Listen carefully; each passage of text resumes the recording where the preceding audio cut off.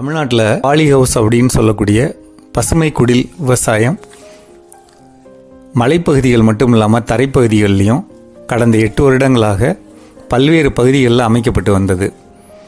இப்பயும் செஞ்சிட்ருக்கோம்.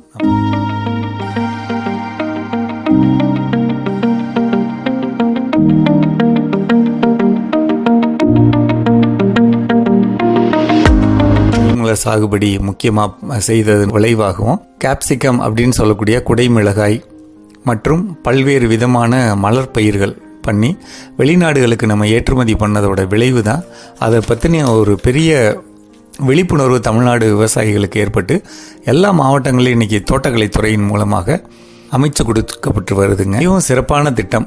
நல்ல ஒரு தொடர்ந்த வருமானம் இருக்கணும். அது முறைப்படுத்தப்பட்ட வருமானமாக எல்லா காலகட்டத்திலையும் எல்லா மண்ணிலையும் இருக்கணும் அப்படிங்கிறதுக்காக உருவாக்கப்படக்கூடிய தொழில்நுட்பம். இதனால் என்ன பெரிய நன்மை அப்படின்னு கேட்டிங்கன்னா, சின்ன இடத்துல வருடத்தோட அனைத்து மாதங்களிலும் முழுமையான லாபம் கிடைக்கணும்.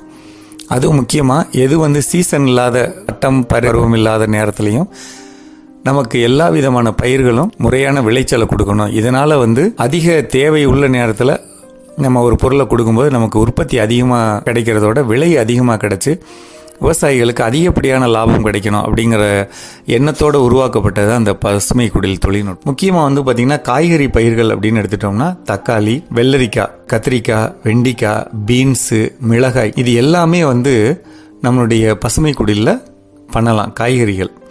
இது இல்லாமல் கேப்சிகம் அப்படின்னு சொல்லக்கூடிய குடைமிளகாய், அதே மாதிரி வெள்ளரி, மேம்படுத்தப்பட்ட வெள்ளரியும் சரி, நம்மளுடைய நாட்டு வகை வெள்ளரியும் சரி, 2 வகையான வெள்ளரி இதில் பண்ணலாம்.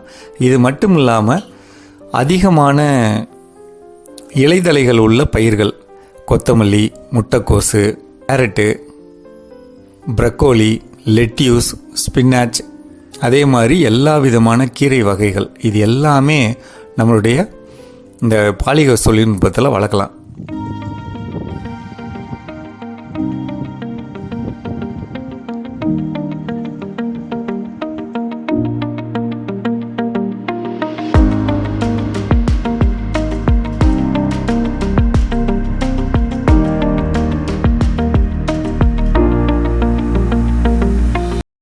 ஒரு ஏக்கருக்கு குறைந்தபட்சம் வெள்ளரியில் பார்த்திங்கன்னா 9 லட்சம் ரூபாயும், ரோஜாவில் 12 லட்சம் ரூபாயும், தக்காளியில் 12லேருந்து 13 லட்சம், குடைமிளகாயில் 13லேருந்து 15 லட்சம், இஞ்சி மற்றும் மஞ்சள் உத்தேசமாக 13லேருந்து 16 லட்சம் ரூபாய்,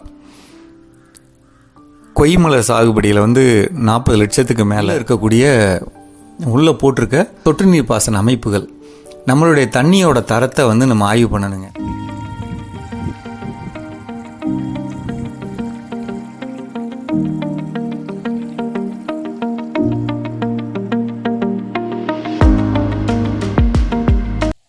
நம்ம ஒரு தரமான பொருளை உற்பத்தி பண்ணுறதுக்கு இயற்கை விவசாயம் ரொம்ப ரொம்ப உதவிகரமாக இருக்கும். நீண்ட தொடர்ந்து விவசாயம் பண்ணுறதுக்கு இயற்கை விவசாயம் உதவிகரமாக இருக்கும். நீங்கள் அந்த பார்க்குற வீடியோ பார்த்தீங்கன்னா இந்த விவசாயத்தை நவீன முறையில் எப்படி பண்ணலாம். இப்போ இன்றைக்கி பார்த்திங்கன்னா கோழி முட்டையிலேருந்து எல்லாமே நவீன மெத்தடில் தான் வருது. பழைய காலத்தில் கோழி வீட்டில் வளர்க்குறது இல்லாமல் இன்றைக்கி ஒரு ஃபேக்ட்ரியாக வச்சு கோழியை வளர்த்து முட்டை எடுத்து எப்படி அதிகமாக உற்பத்தி பண்ணலாங்கிற மாதிரி போயிட்டுருக்கு.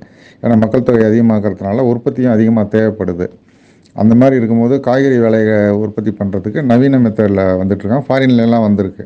நம்ம இந்தியாவிலேயும் அது இப்போ எல்லாமே இடத்துலையும் வந்துடுச்சு. தமிழ்நாட்டிலையும் நிறைய இடங்களில் வர ஆரம்பிச்சிச்சு.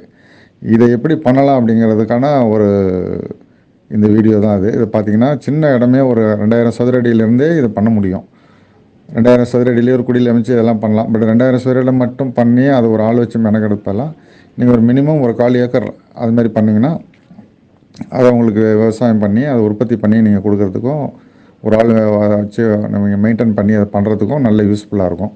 அது சம்மந்தமானப்பட்ட வீடியோ தான் இப்போ உங்களுக்கு பின்னாடி கொடுக்குறோம். எப்படிலாம் பண்ணுறாங்க, எப்படிலாம் இது தமிழ்நாட்டில் நடக்குது அப்படிங்கிறத பற்றி நீங்கள் கொஞ்சம் பாருங்கள். இது மாதிரி பண்ணுறதுக்கான இடங்கள் எங்கள்கிட்ட இருக்குது. சென்னையிலேருந்து பார்த்திங்கன்னா ஒரு 1 hour 2 hours ட்ராவல் பண்ணுற டைமில் ஜிஎஸ்டி ரோடு பக்கத்தில் நல்ல விளையக்கூடிய நிலங்களும் நீர் வசதிகள், தண்ணீர் வசதி இருந்த பிரச்சனை இல்லாத இடங்கள்லாம் எங்கள்கிட்ட இருக்குது. இது சம்மந்தப்பட்ட விஷயங்களையும் நாங்கள் இதில் போட்டிருக்கோம். அப்படி தேவைப்பட்டு இது மாதிரி ஒரு விவசாயம் பண்ணணும்னு உங்களுக்கு ஒரு ஆர்வம் இருந்துச்சு அப்படின்னா எங்களை தொடர்பு கொள்ளுங்கள். நாங்கள் உங்களுக்கு இடம் தரோம், அதுக்கான வழிகள் எல்லாமே சொல்லித்தரோம். நீங்கள் இன்வெஸ்ட் பண்ணிங்கன்னா உங்களுக்கு ரெகுலரான ஒரு தொடர்ந்து வருமானம் வரக்கூடிய ஒரு வாய்ப்பு. இது வந்து ஒரு விவசாயங்கிறது ஒரு நல்ல ஒரு இன்ட்ரெஸ்டான ஒரு சப்ஜெக்ட்டு. அதையும் நீங்கள் ஆர்வத்தோடு பண்ணலாம். அதுமாரி ஆர்வம் உள்ளவங்க எங்களை தொடர்பு கொள்ளுங்கள். அதுக்கான சூட்டபிளான இடம் பிளேசஸ் சென்னைக்கு பக்கத்தில் எங்கள்கிட்ட இருக்குது. நன்றி.